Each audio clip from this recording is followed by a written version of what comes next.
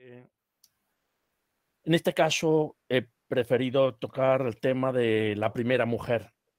Y lo bueno que tiene, lo que acabo de decir, de los ciclos en los que se plantea un tema concreto, es que la reiteración de determinados temas permiten ir asentando conceptos que no hace falta explicarlos cada vez. Es decir, voy a aludir a cosas que ya se han oído en ponencias anteriores, sobre todo acerca del carácter atribuido a la mujer en el mundo griego y donde, por supuesto, prima la evidente misoginia por parte de todos los autores clásicos.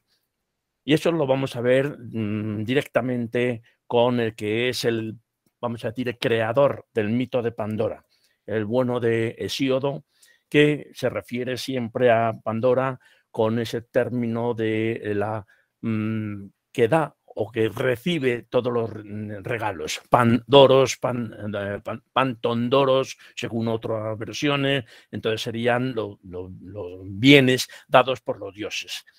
En cuanto a la genealogía, Pandora está situada, como podemos ver aquí, en el nivel de los prehumanos, porque ahora veremos, es esposa de Epimeteo y a través de Pandora, con ese matrimonio con un titán, con Epimeteo, da a luz a Pirra, que viene a ser la primera mortal, realmente la primera mujer, estrictamente hablando, que da lugar a la saga humana. Todo muy relacionado también, evidentemente, con otro personaje. Aquí tenemos a Prometeo, el hermano de Epimeteo, otro titán que tiene como hijo a Deucalión. Deucalión y Pirra, primos hermanos, por tanto, con su matrimonio darán lugar al género humano, o por lo menos así se cuenta en las genealogías al uso sobre dioses, héroes y hombres. Hay muchas fuentes literarias que se refieren a diversos aspectos de Pandora, aunque casi siempre son casi monotemáticos. Se refieren al hecho de ser una creación de los dioses, hecha como castigo para el género humano y que lleva además un regalo pernicioso en sus manos. Evidentemente hay que empezar desde el principio, como por lo menos anticiparse un poquito a la propia Pandora, contando algo del mito de Prometeo. Prometo no alargarme demasiado porque ya ha sido motivo de ponencia de otras sesiones anteriores en otros años.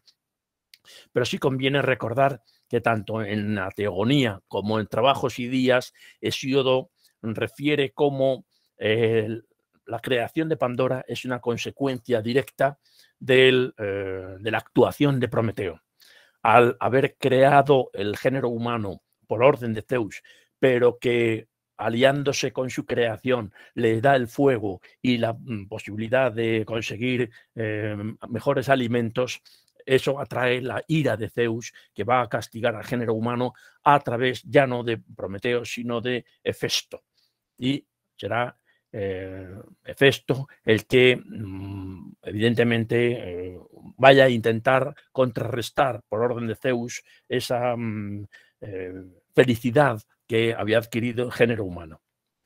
Aquí estamos viendo algunos textos tanto de Hesíodo como de Ovidio en el que se refiere el hecho de la creación no solamente del primer hombre, sino de todos los demás hombres a partir de la mezcla del semen divino, arena y agua. Evidentemente hay muchas representaciones que nos muestran este hecho del nacimiento, o la creación, perdón, del hombre, y a una manera paralela, parecida, la vamos a ver en el caso de Pandora. De hecho, tenemos siempre estas representaciones de Prometeo siempre junto con Atenea. Atenea como la divinidad que insufla el hálito de la vida a los muñecos que fabrica Prometeo. Todo ello viene a cuento porque después ya veremos de una manera muy similar sucede con Pandora. El hecho que desata la creación de Pandora es precisamente el que Prometeo rapte el fuego de los dioses, escondiéndolo en una cañaeja, en una férula comunis, una una caña hueca del campo que tiene la propiedad de poder arder sin mantener la brasa sin que muestre el humo, por tanto, ideal para escamotear el fuego desde el Olimpo sin que Zeus, que todo lo ve, se dé cuenta. La consecuencia, evidentemente, de Zeus, que todo lo ve, sabe ya que eso es un hecho irreversible. Así que ya el propio Hesíodo recoge en sus trabajos y días, como estamos viendo aquí, esa promesa de castigo. Se dirige a Prometeo diciéndole: bien, has conseguido lo que tú querías, pero yo ahora a cambio voy a darles un mal con el que todos se alegren de corazón, acariciando con cariño su propia desgracia. Se está refiriendo a, evidentemente, el género femenino. Las formas con que Hesíodo narra en Trabajos y Días y en la Teogonía sobre la creación de Pandora son similares.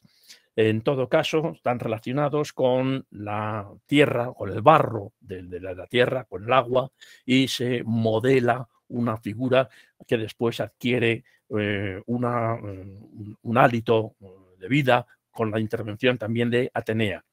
Pero en este caso ya no es Prometeo, sino Hefesto el que realiza este portento. Ya se ha anunciado, a propósito de otras figuras en conferencias anteriores, sobre el hecho de la dualidad que presentan muchos mitos femeninos en la Grecia antigua. También ocurre con Pandora. Vamos a ver cómo esta dicotomía que en el mundo griego gusta tanto de mostrar lo positivo y lo negativo como dos caras en una misma realidad, va a ocurrir también aquí. En ocasiones se representa a Pandora, como estamos viendo aquí, como surgiendo de la tierra. En el fondo es real, es modelada a partir del barro, pero en este caso haciéndose una escena típica de ánodos, es decir, de surgimiento desde la tierra, rodeada con estos sátiros, está haciendo una alusión a una obra que se llamaba Pandora, precisamente, o Los martilladores, que había hecho Sófocles y desgraciadamente perdida, pero conocemos a través de algunas menciones. En este caso, hablando de un carácter de Pandora como una diosa de la fecundidad, diosa de la tierra, diosa dadora de bienes, que justificaría su nombre. Alguien ha aludido hace un momento acerca de la probable tradición de un antiguo matriarcado antes de la llegada de los pueblos patriarcales de la Edad de Bronce, y probablemente aquí, desde luego, ya algunos autores apuntaron a que ese recuerdo de una diosa de la tierra, lo que había detrás de la historia de Pandora, cuando era un ser benefactor, beneficioso, que daba dones, como lo hace también Gea o Demeter. Algunas representaciones, son pocas las que hay en el propio mundo antiguo de ese momento de la creación de Pandora. Un ejemplo clásico es este que estamos viendo aquí, de mediados del siglo V, donde vemos la acción combinada de los dos patronos de Atenas. Al fin y al cabo, el pintor es ateniense, ático, y aquí estamos viendo la acción combinada, como digo, de Atenea y Hefesto a la hora de componer la figura de Pandora. Hefesto ha hecho la figura y Atenea es la primera que interviene, unos diciendo que le da el espíritu, otros que simplemente la viste, la engalana y le arregla los cabellos, para que ya a continuación Zeus lo presenta al resto de los dioses. Hay multitud de representaciones de esta escena, pero ya sobre todo en el arte moderno y contemporáneo, como en estos deliciosos dibujos que hace Flaxman, donde estamos viendo aquí el momento en el que el equivalente al que mostraba el Kilix anterior. Probablemente el autor lo conocía porque ya estaba en el Museo Británico desde una época muy temprana. Una pieza muy interesante es esta crátera de cáliz de figuras rojas que estamos viendo aquí, del pintor de los Nióbides, donde vemos la figura centrada de Pandora mostrada, la vamos a ver varias veces porque es una obra muy significativa, porque la muestra como si fuese un maniquí, un muñeco, una figura. Pocas veces en el arte griego se representa la figura totalmente frontal, con ese ámbito de la sonrisa arcaica que está recibiendo en ese momento, todavía como si fuera una coré, está recibiendo todos los dones con que le dotan los dioses por orden de Zeus. Por eso, como vemos aquí en el texto de Hesíodo, encargó a Atenea que le enseñara sus labores a tejer la tela de finos encajes. A la adorada Afrodita le mandó rodear su cabeza de gracia, irresistible sensualidad y halagos cautivadores. Y a Hermes, el mensajero Argifonte, le encargó dotarle de una mente cínica y un carácter voluble. Estos son elementos fundamentales para la venganza que trama Zeus. Evidentemente la versión viene a ser más larga y donde aquí estamos viendo cómo Atenea, la de ojos glaucos, la engalana, la de la gracia, persuasión, las horas, y cada una de las divinidades aportan su dádiva, su don, su, vamos a decir, su cualidad positiva, siempre en este caso atribuyendo a Pandora una visión positiva, pero nunca dejando de insistir en que Hermes le da ese carácter mentiroso o de carácter voluble que le manda a hacer Zeus. Aquí, en esta misma cratera, estamos viendo la franja superior. Aquí en 3 escenas es la misma franja, pero aquí desdoblada para que veamos todos los personajes, en este caso del Olimpo, que intervienen en la mejora, en la concesión de sus dones a Pandora. Pandora, aquí la vemos en el centro, estática, como acabo de decir, y como ya a Adrian Mayor le gustaba ver como un precedente de los robots. Al fin y al cabo, ella recuerda en esta obra tan conocida como tanto el hombre como el primer hombre como la primera mujer son creaciones, son seres creados, no nacidos. Por tanto, equivalente a lo que ella clasifica como autómatas o robots. Al fin y al cabo, una obra bien conocida. En este caso, vemos a Zeus que ya revisa la obra que han hecho los demás dioses y decide que sea trasladada al propio Prometeo. Es decir, encarga a Hermes que con un regalo que le va a hacer sea trasladada al mundo de los humanos. Evidentemente, aquí estamos viendo una obra mucho más contemporánea, ya del principio del siglo XX, donde se insiste en este momento en el que el muñeco adquiere vida. Y Hermes carga con la criatura, en principio, para dirigirla hacia Prometeo. Prometeo, como ya los textos antiguos insisten siempre, prometis, el que se anticipa a lo que viene, el que ve por delante de todas las cosas antes de que ocurran. Evidentemente sabe lo que le va a venir encima, recuerda la promesa de castigo que le ha hecho Zeus y decide no aceptar el regalo. Y no solo eso, sino que advierte a su hermano Epimeteo que, en contraste con él mismo, Epimeteo es el que ve con retraso, el que ve tardíamente. Como dice Hesíodo, el torpe Epimeteo, siempre lo denomina así, y ese va a ser el que acabe encandilado por las bellezas y las dotes, en principio positivas, con que se presenta Pandora. Aquí estamos viendo este momento en el que el padre despachó hacia Epimeteo al ilustre Argifonte con el regalo de los dioses, rápido mensajero. Y no se cuidó Epimeteo de que le había advertido Prometeo no aceptar jamás un regalo de manos de Zeus olímpico, sino devolverlo acto seguido para que nunca sobreviniera una desgracia a los mortales. Luego cayó en la cuenta de que lo aceptó cuando ya era desgraciado, es decir, se dio cuenta tarde de las consecuencias de sus actos. Y así es como se representaba en la propia antigüedad. Epimeteo recibe este regalo divino y, por supuesto, con Eros, como estamos viendo en esta imagen, esa pulsión sexual, se ve inmediatamente atraído por esta creación y no solamente la acepta, sino que se casa con ella, dando lugar, como ya he dicho, a lo que es la especie humana.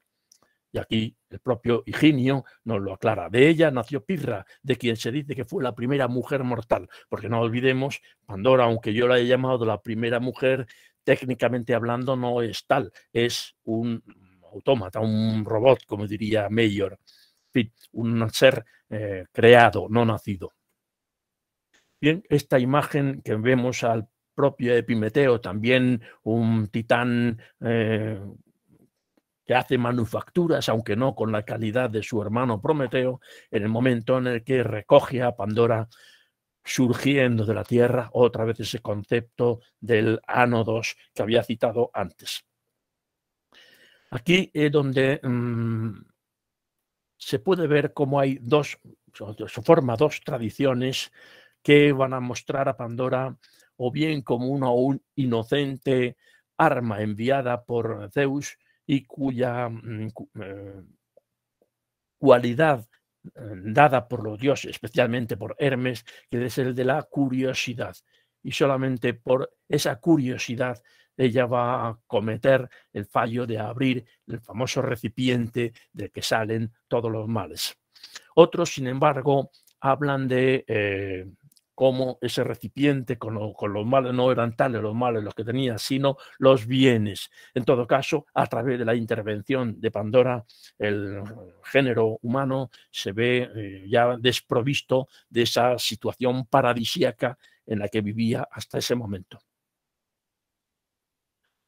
De hecho, la definición de Pandora, y que es la que pervive después del mundo antiguo, sobre todo el mundo grecorromano, es una mujer caracterizada por su vanidad, las joyas, los adornos, su belleza, porque al fin y al cabo Hefesto se había basado en la belleza de 4 diosas para hacer su creación, por tanto se consideraba 4 veces más bella que cualquiera de las diosas, y que a través de esa ingenuidad curiosa es la que provoca el reparto de los males por el mundo.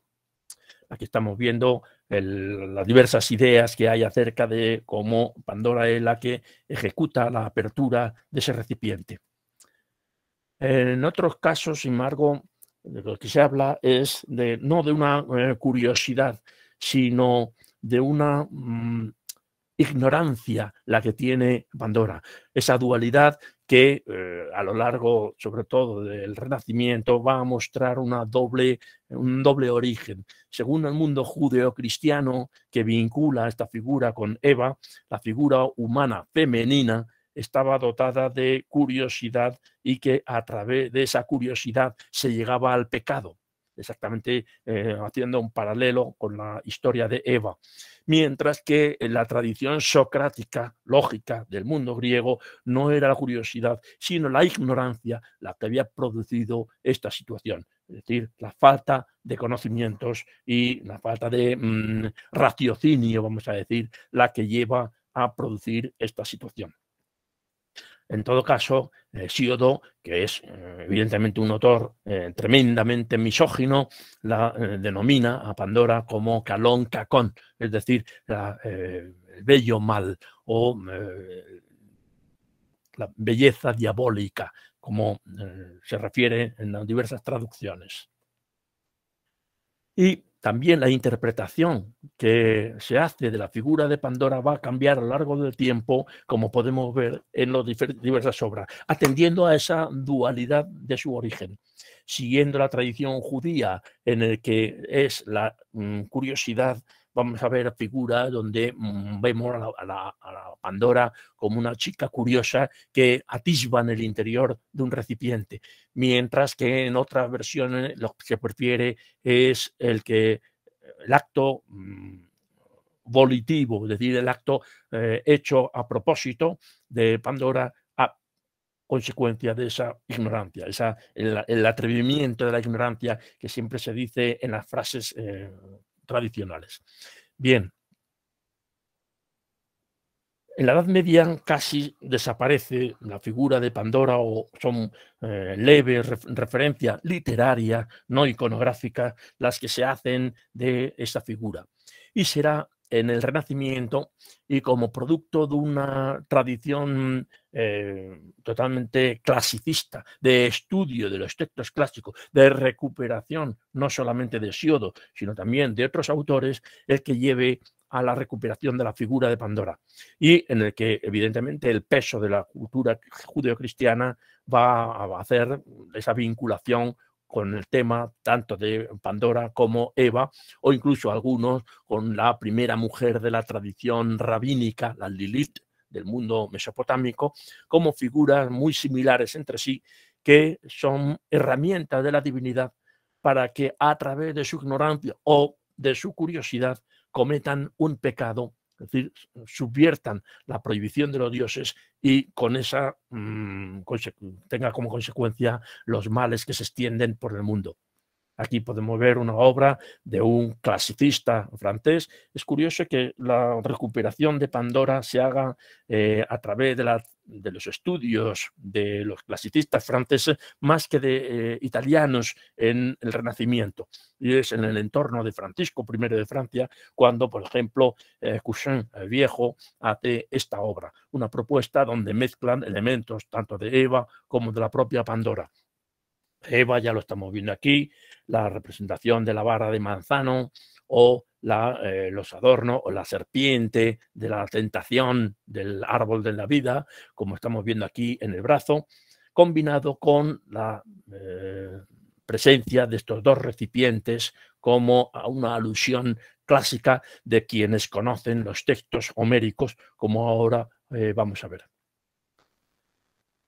Un elemento de mucho interés es que hasta ahora todas las representaciones mostraban a Pandora portando lo que Hesíodo y las fuentes hablan de un pithos, es decir, un recipiente más o menos grande como vasija de almacenamiento, como tinaja, al fin y al cabo, vamos a decirlo en castellano de toda la vida, y que servía, pues como estamos viendo aquí indicado, para almacenar vino, aceite, grano o cualquier otra provisión en las casas y palacios del mundo antiguo, que en su versión más pequeña lo muestra siempre como una vasija, evidentemente con tapa, por la importancia que va a tener en el desarrollo del mito. Y de hecho, era conocido para cualquiera que revise la Ilíada de Homero, el momento que ya en el último de los cantos, Aquiles, poco antes ya de que se celebren los funerales de Héctor, Héctor lo vemos aquí ya cadáver, recibe la visita del padre de Héctor, del rey Príamo, que viene a solicitar la devolución de su cadáver. Y es cuando Aquiles se permite el lujo de contarle una lección acerca de lo dura que es la vida, contándole a Príamo que en su momento en el umbral del palacio de Zeus existen dos toneles, como estamos viendo aquí.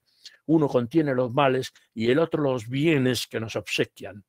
Y a quien Zeus le viene en gana, a uno da una u otra o incluso las mezcla. Y cuando le da una mezcla, unas veces se encuentra con algo malo y otras con algo bueno. Es la mención a que hay dos pithoi, dos recipientes que llevan uno los bien, las cosas buenas y otro las cosas malas. Y se supone que uno de esos recipientes es el que Zeus entrega a Pandora para que lo lleve consigo en su viaje hacia su boda con Epimeteo. La modificación de Pithos a Pyxis es responsabilidad de uno de los grandes conocedores del mundo antiguo, como es Erasmo de Rotterdam, y que por seguramente un despiste o un descuido, no creo que fuesen voluntario, que en uno de sus adagia modifica la palabra de Pithos por Pyxis, y a partir se generaliza eso de la caja de Pandora como algo propio desde el Renacimiento hasta nuestros días, y se habla realmente de la caja de Pandora como símbolo, como epítome de el recipiente de todos los males. Y, sin embargo, ese clasicismo francés del que acabo de aludir hace un momento produce obras como esta, en el que, aunque sea un artista italiano, lo hace en la corte francesa y en el que también habla de otra versión en el que no es Pandora quien abre el recipiente. Pandora es solamente un instrumento de Zeus, traslada ese recipiente, pero será Epimeteo el que, acicateado por la curiosidad, abra ese recipiente, sobre el que Pandora lo único que puede decirle es que Zeus me ha dicho que no se puede abrir, que está prohibido. Y tras esa prohibición divina es Epimeteo, el curioso, el que abre este recipiente.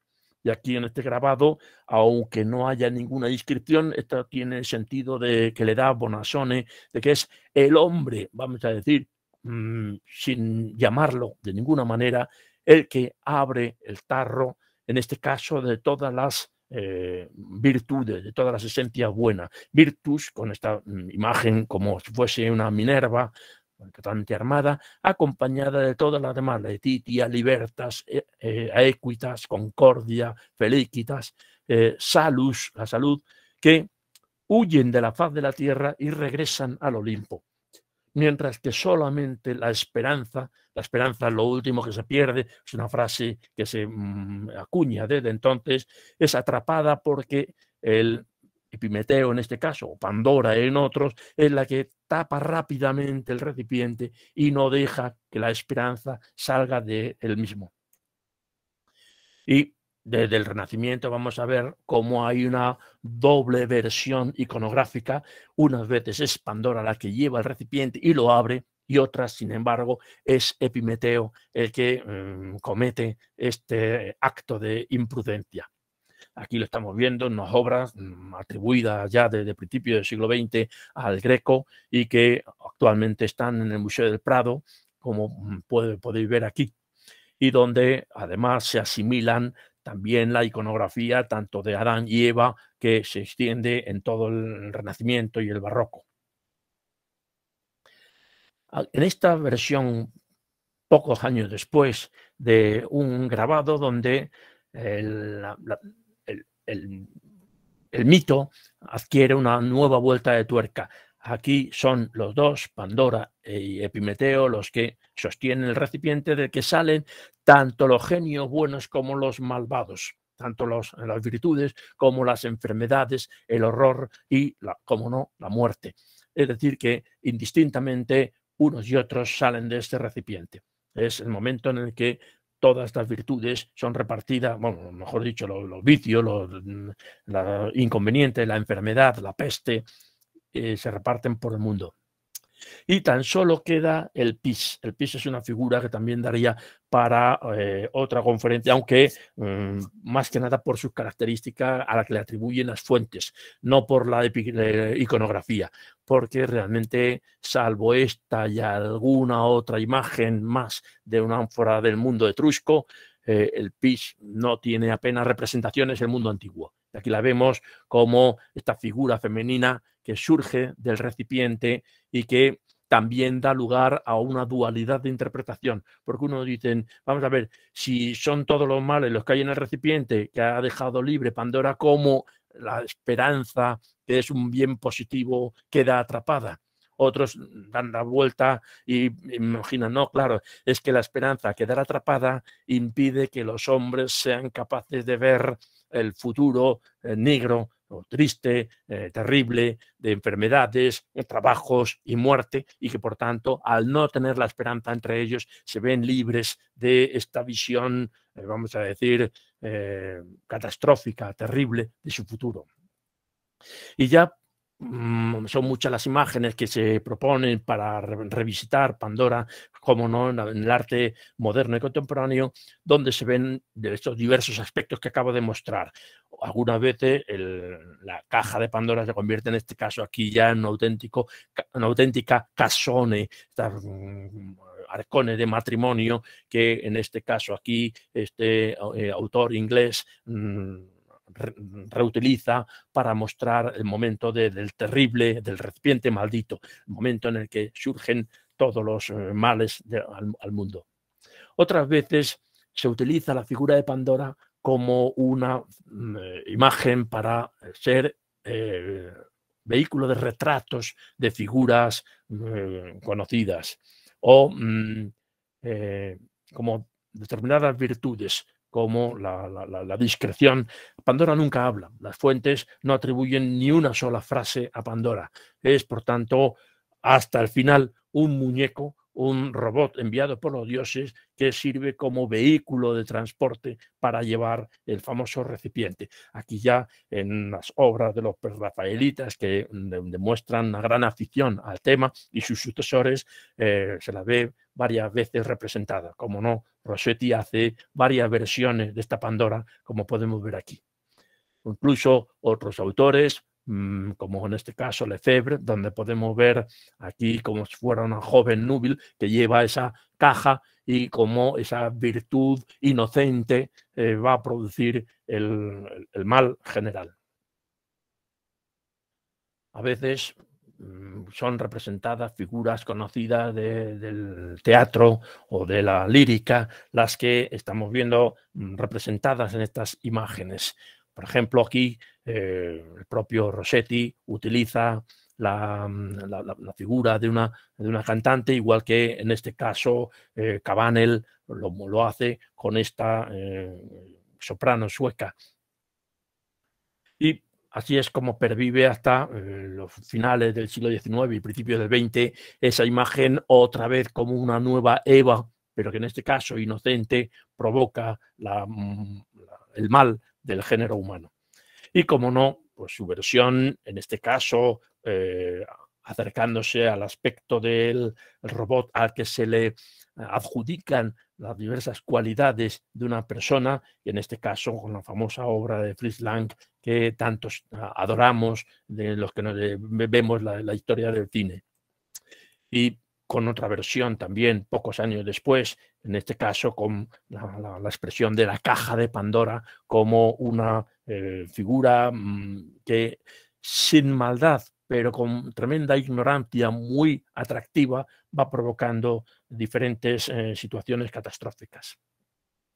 Y es con lo que ha quedado en la actualidad hoy, como podemos ver tanto para el mundo, sobre todo de la política, que lo podemos ver en esta obra del principio del siglo XVIII en París, o la de anteayer, en este mismo año, que han surgido estos famosos papeles de Pandora que tanto de cabeza trae a tantos políticos y activistas y figuras con ciertos dineros colocados en sitios nada legales.